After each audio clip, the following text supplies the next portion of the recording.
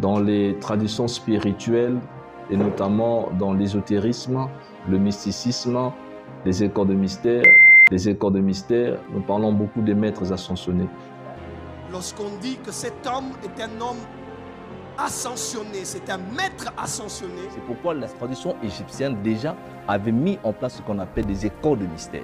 Des écoles de mystère. À travers ces écoles de mystère, l'on apprenait comment parvenir à la maîtrise de sa vie. Les sciences mystiques étaient enseignées ici, en Afrique.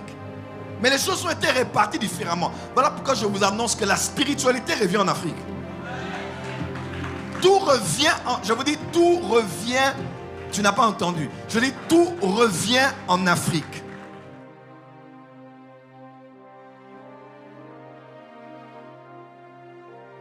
Joël Tatou déclare le retour de la spiritualité en Afrique, ce qui sous-entend les sciences mystiques qu'on enseignait en Égypte. Il va ensuite créer une école des mystères comme en Égypte, où il enseigne d'autres formes de spiritualité en dehors de la Bible.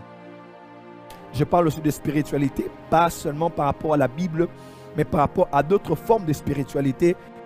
Tapez École des mystères sur Google ou YouTube. Vous allez voir l'origine de ces écoles ainsi que leurs enseignements. Il n'y a pas longtemps que ce magicien a créé une école des esprits, et si vous faites des recherches sur ça, vous verrez également qu'il s'agit d'une école de magie, comme dans la série de Harry Potter. Il suffit de regarder l'affiche pour tout comprendre. Une image en fond d'un temple sombre avec des livres et des bougies. Parlons d'un auteur. Bud Johnson est un écrivain britannique pour enfants avec plus de 50 livres à son actif. Il écrit la plupart des livres mystiques, et est également l'auteur d'une série des 4 livres intitulés École des esprits. Ces livres parlent d'un enfant, qui ensuite devint esprit, en apprenant la magie à l'école, et a vécu beaucoup d'expériences. Cet écrivain est un occultiste ayant pour mission d'initier les enfants à la magie dès le bas âge à travers ses ouvrages. École des mystères. École des esprits.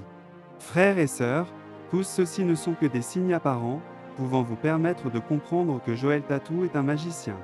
Posez-vous la question, pourquoi ce sont toujours des termes magiques et ésotériques qui intéressent Joël Tatou? Le Seigneur a dit que c'est de l'abondance du cœur que la bouche parle. Pesez bien les mots, et ne prenez pas tout à la légère. Un homme qui a en lui l'Esprit de Dieu ne peut jamais s'inspirer de ce qui est démoniaque. Il y a un proverbe qui dit « Il n'y a pas de fumée sans feu ».